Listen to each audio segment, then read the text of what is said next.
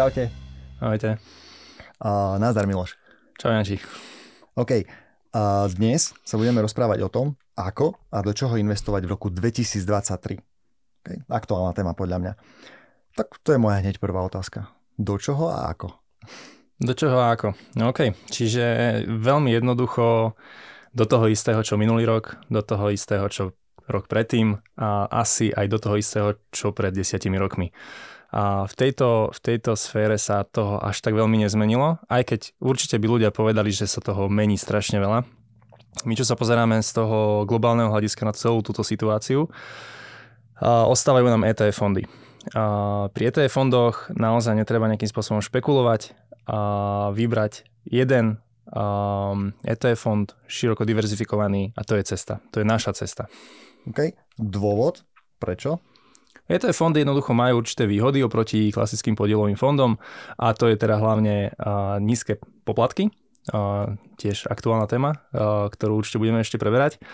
A s tým, že je to teda pasívny fond, ktorý teda nemá tú aktívnu zložku a ako všetci dobre vieme, 9 z 10 aktívnych fondov nedokáže prekonať ten pasívny fond.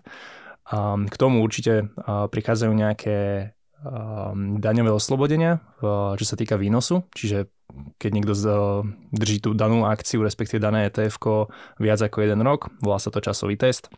Na základe toho je výnos následne oslobodený od zdaňovania. Čo je teda obrovský rozdiel proti podielovým fondom, ktoré vo väčšine prípadov v bankách sú zdanené tú zrážkovou daňou pri redemácii, teda výbere. OK, spomenul si to strašne veľa vecí. Ja už akože bežný človek práve vybuchol. Tak skúsime si to nejako aj rozmeniť na drobné. Mňa ale v súvislosti s tým, že sú aktívnou a pasívnou správou, napadá jeden taký vtip, ktorý akože tí ľudia, čo ma poznajú, tak vedia, že to je môj legendárny a nesmrteľný bačovský vtip. Teraz ja ho použijem a teda ja ho poviem. Takže akože poznajú ho ľudia, že namožatý bača zaženie ovce v košiari do rohu, do kúta a odchytí si tam jednu ovečku a hovorí jej, moja, máš dve možnosti. Za A, pekne nežne aj s boštekmi, alebo za B, tvrdo a do bezvedomia. Ovečka sa tak obráti a povie, B. Okay? Takže v súvislosti s tou aktívnou a pasívnou správou si to pekne môžeme nejako tak zaradiť, že to nežne pekne je v podstate to ETF-ko, ktoré má pasívnu správu, nízke poplatky, je oslobodené od dane. Tie aktívne správané fondy dneska si nespomenul, že 9 z 10 tých aktívne správaných fondov dnes nevie poraziť to pasívne investovanie. Skús možno ešte toto nejako rozmeniť na drobné, že čím to je spôsobené. Je to spôsobené tým ľudským faktorom hlavne, aj z časti samozrejme, a druhá časť je ten poplatok, ktorý tam je na strane toho fondu. Lebo samozrejme niekto musí zaplatiť ten štáb, nazvime to tak, tých ľudí, ktorí sa kvázi starajú o ten daný fond, tí portfólio manažéri, tí ľudia, ktorí vymýšľajú, hľadajú spôsob, ako práve poraziť ten index.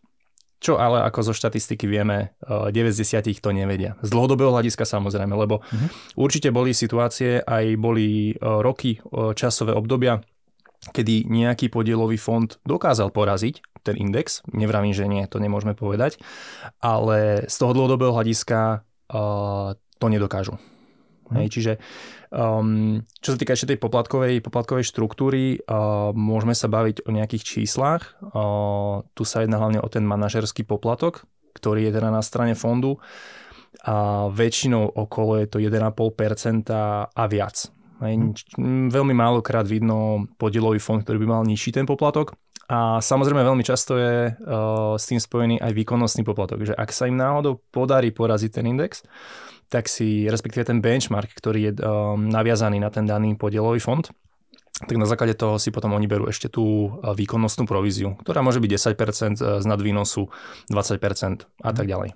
Zase si to otvoril nové témy, to budeme ďalej pokračovať v týchto, budeme tu do detailov rozobrať v ďalších podcastoch. OK, skúsme teda ešte možno tak zase ľudskou rečou povedať, čo to je to ETF-ko. Skús to nejako predstaviť, že keď to nakúpim, že aký je tam, proste je to, vieme o tom, ale to zase už dneska, ako keď si človek naklikne do Google, tak zistí, že ETF-ko je fond obchodovaný na burze. Ano. Čo to znamená? Skús nejako zase viac priblížiť. ľudskou rečou. Áno, je to tak, ako vlastne hovoríš. Je to tak, ako hovoríš. Nechcem teraz sa stavať do tej role, že, že budeme teda mudrovať a dávať ľuďom nejaké všetky technické informácie, lebo o tom už boli natočené iné podcasty, o tom je strašne veľa na internete, facebookové skupiny, fóra. Je toho jednoducho veľa.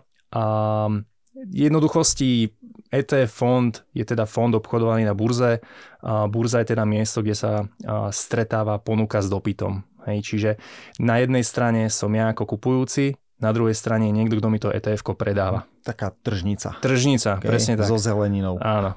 No nekupujeme zeleninu, ale kupujeme si stoličku v Apple napríklad. OK, to znamená to ETF-ko, to je ten cenný papier, alebo majetkový cenný papier sa mu nadáva. A takže v prenesenom slova význame vďaka tomuto produktu, vďaka tomu ETF-ku si viem kúpiť stoličku v nejakej veľkej firme zavehnutej. Napríklad. Okay. Čiste ako tak... Nech si to ľudia vedia predstaviť, že... Okay.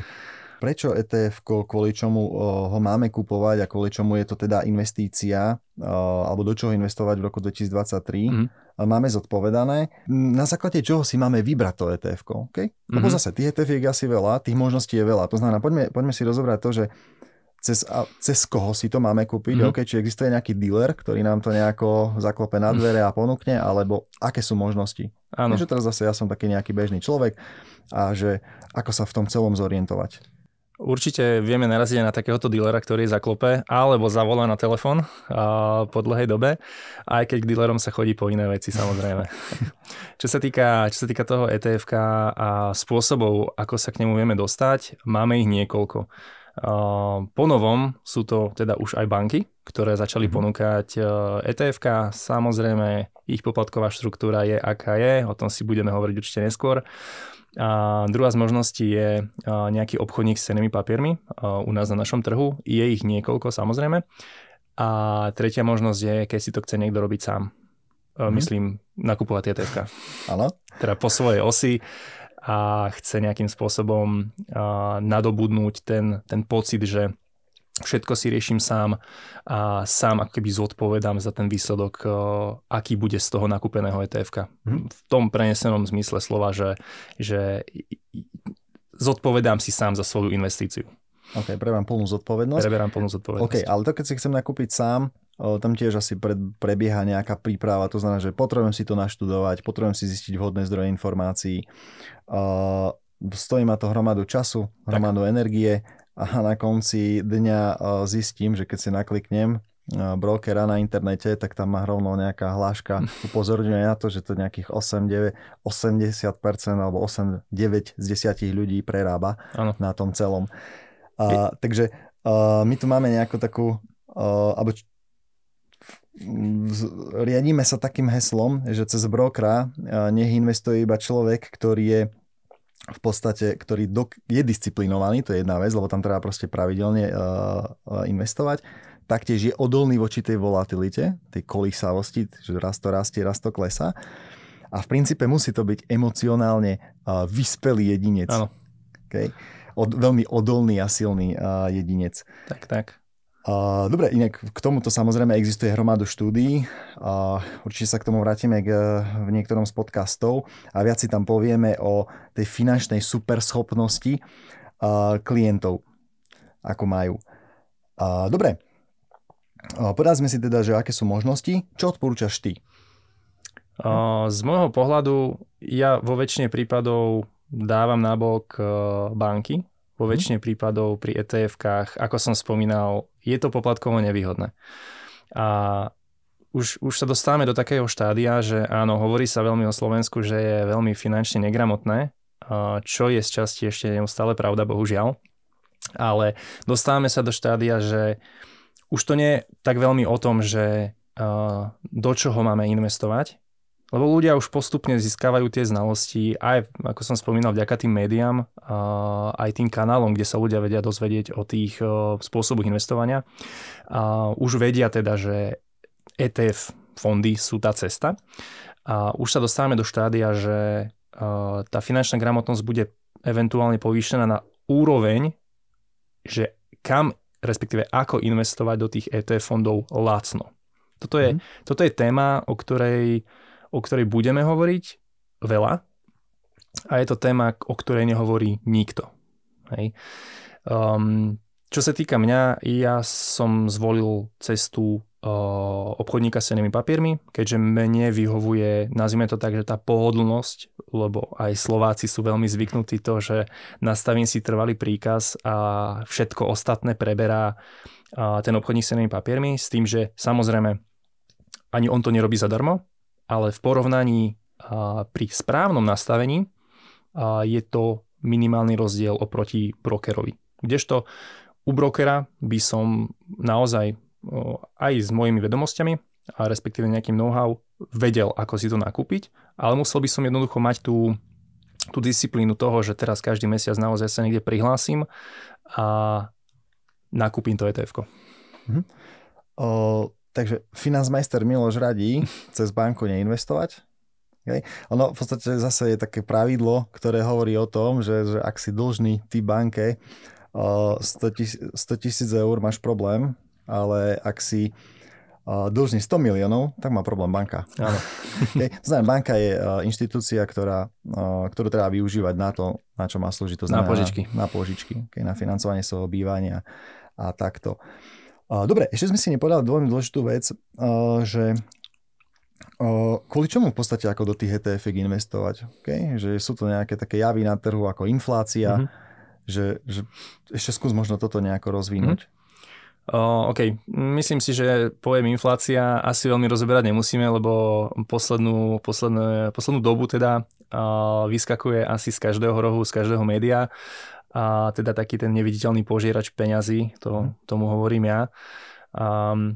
Myslím tvoja motivácia, prečo investuješ? No jednoducho poraziť tú infláciu a nadobudnúť majetok v dlhodobom horizonte. Lebo v podstate, ako bolo povedané, respektíve také niekto veľmi známy to povedal, že buď teraz dedíš nejaký majetok, alebo niekoho okradneš, alebo sa dobre oženíš. Hej? Takže toto je nejakým spôsobom pravda, ale nemáme momentálne na trhu iný spôsob nejakého nadobudnutia, respektíve zhodnotenia tých peňazí,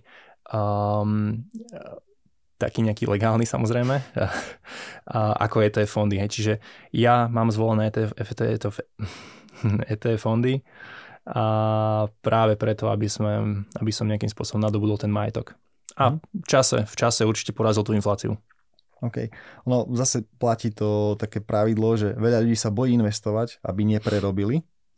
A preto sporia a predávajú. Áno, je to tak, lebo obzvlášť Slováci to tak majú, že jednoducho majú neuveriteľné veľké množstvo uložených peňazí v bankách, kdežto leží na bežných účtoch a jednoducho... Je to niečo cez 40 miliard eur. Čo nie je malý peniaz. Čo nie je málo peňazí. Presne tak. Dobre, OK, Miloš, ďakujem ti za dnešnú tému. V ďalšej téme sa pozrieme na to, že ako my investujeme. Super, teším sa. Okay, majte sa. Majte sa.